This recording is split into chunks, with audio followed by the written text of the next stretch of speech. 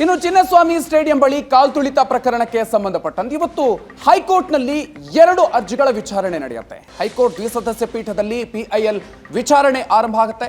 ವರದಿ ಸಲ್ಲಿಕೆಗೆ ಡೆಡ್ಲೈನ್ ಅನ್ನು ಕೊಟ್ಟಿತ್ತು ಹೈಕೋರ್ಟ್. ಇವತ್ತು 9 ಪ್ರಶ್ನೆಗೆ ಸರ್ಕಾರ ಉತ್ತರವನ್ನ ಕೊಡಬೇಕಾಗಿದೆ. ಕಾಲ್ತುಳಿತ ಪ್ರಕರಣಕ್ಕೆ ಸಂಬಂಧಪಟ್ಟಂತೆ ಈ ಘಟನೆಗೆ ಕಾರಣ ಯಾರು, ಪೊಲೀಸರ ಭದ್ರತೆಯ ವಿಚಾರಕ್ಕೆ ಸಂಬಂಧಪಟ್ಟಂತೆ ಕೂಡ ಯಾವೆಲ್ಲ ವ್ಯವಸ್ಥೆಗಳನ್ನು ಕೈಗೊಳ್ಳಲಾಗಿತ್ತು, ಶಿಸ್ತು ಕ್ರಮಗಳ ವರದಿಯನ್ನು ಕೂಡ ಸಲ್ಲಿಕೆ ಮಾಡಲಾಗುತ್ತೆ. ಹೈಕೋರ್ಟ್ಗೆ ಸರ್ಕಾರದಿಂದ ತನಿಖಾ ವರದಿಯನ್ನು ಕೂಡ ಸಲ್ಲಿಸುವಂತಹ ಸಾಧ್ಯತೆ ಇದೆ. ಸರ್ಕಾರದ AGಯಿಂದ ಈ ವರದಿ ಸಲ್ಲಿಕೆ ಆಗುತ್ತೆ. ನಿಖಿಲ್ ಹಾಗೂ ಸುನಿಲ್ ಬಂಧನವನ್ನು ಪ್ರಶ್ನಿಸಿ ಅರ್ಜಿಯನ್ನ ಸಲ್ಲಿಸಲಾಗಿತ್ತು. 2 ಕಡೆ ವಾದ ಪ್ರತಿವಾದವನ್ನ ಆಲಿಸಿದಂತ ಹೈಕೋರ್ಟ್ ಮಧ್ಯಾಹ್ನ 2:30ಕ್ಕೆ ಆದೇಶವನ್ನ ನೀಡಲಿದೆ. 2 ಕಡೆ ವಾದ ಪ್ರತಿವಾದವನ್ನ ಆಲಿಸಿದೆ ಹೈಕೋರ್ಟ್. 2:30ಕ್ಕೆ ಆದೇಶವನ್ನ ಕೊಡಲಿದೆ. ಘಟನೆಗೆ ಸಂಬಂಧಪಟ್ಟಂತೆ 9 ಪ್ರಶ್ನೆಗಳಿಗೆ ಹೈಕೋರ್ಟ್ಗೆ ಉತ್ತರವನ್ನ ಕೊಡಬೇಕಾಗಿದೆ ಸರ್ಕಾರ.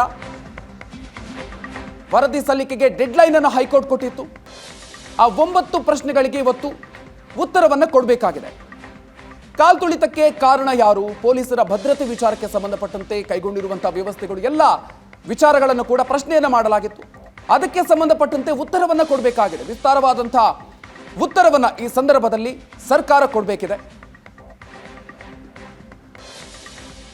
ಕಾರ್ಯಕ್ರಮದ ಸಂದರ್ಭದಲ್ಲಿ ವೈದ್ಯಕೀಯ ಸೇವೆ ಸೇರಿದಂತೆ ಯಾವೆಲ್ಲ ಸೌಲಭ್ಯಗಳನ್ನು ಅರೇಂಜ್ ಮಾಡಿಕೊಳ್ಳಲಾಗಿತ್ತು, ಅದರ ಜೊತೆಗೆ ಕಾರ್ಯಕ್ರಮದಲ್ಲಿ ಎಷ್ಟು ಜನ ಸೇರಬೇಕು ಅನ್ನೋ ಬಗ್ಗೆ ಮೊದಲೇ ನಿರ್ಧಾರ ಆಗಿತ್ತ, ಎಲ್ಲ ಪ್ರಶ್ನೆಗಳನ್ನು ಕೂಡ 9 ಪ್ರಶ್ನೆಗಳನ್ನು ಈ ರೀತಿಯಾಗಿ ಕೇಳಿತ್ತು.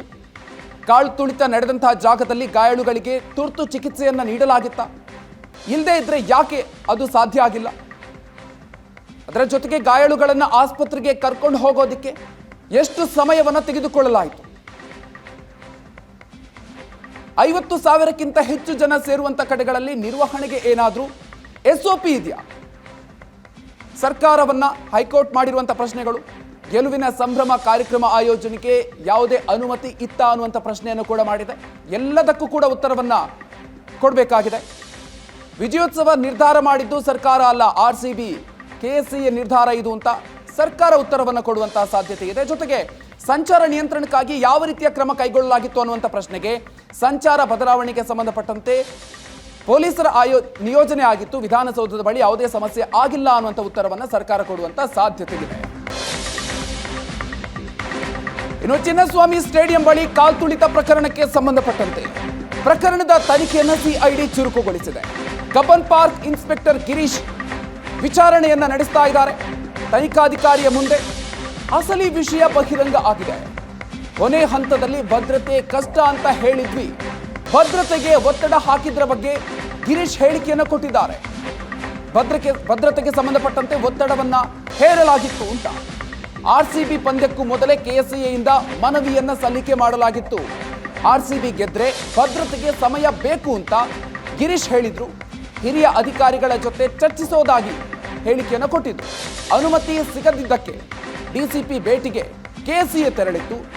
ಸಮನ್ವಯತೆಯ ಬಗ್ಗೆ ಸಂಪೂರ್ಣ ಮಾಹಿತಿಯನ್ನ ಗಿರೀಶ್ ಕೊಟ್ಟಿದ್ದಾರೆ. KCA ಅಧಿಕಾರಿಗಳ ವರ್ತನೆಯ ಬಗ್ಗೆ ಕೂಡ ಈ ಸಂದರ್ಭದಲ್ಲಿ ಗಿರೀಶ್ ಹೇಳಿಕೆಯನ್ನು ಕೊಟ್ಟಿದ್ದಾರೆ.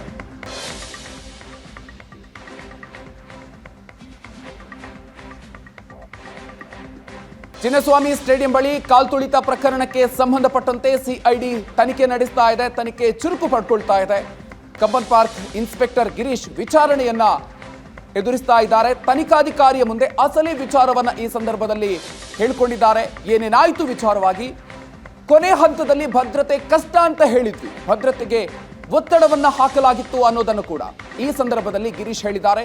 RCB ಪಂದ್ಯಕ್ಕೂ ಮೊದಲೇ KCAಯಿಂದ ಈ ವಿಚಾರವಾಗಿ ಮನವಿ ಸಲ್ಲಿಸಲಾಗಿತ್ತು.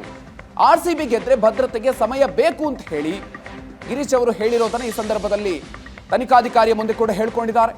ಹಿರಿಯ ಅಧಿಕಾರಿಗಳ ಜೊತೆ ಚರ್ಚಿಸೋದಾಗಿ ಹೇಳಿದ್ದಾರೆ.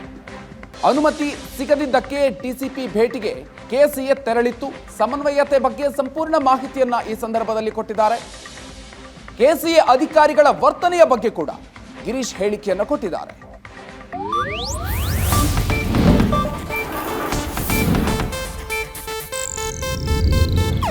ಇದು ಏಷ್ಯಾನೆಟ್ ನ್ಯೂಸ್ ನೆಟ್ವರ್ಕ್ ಪ್ರಸ್ತುತಿ.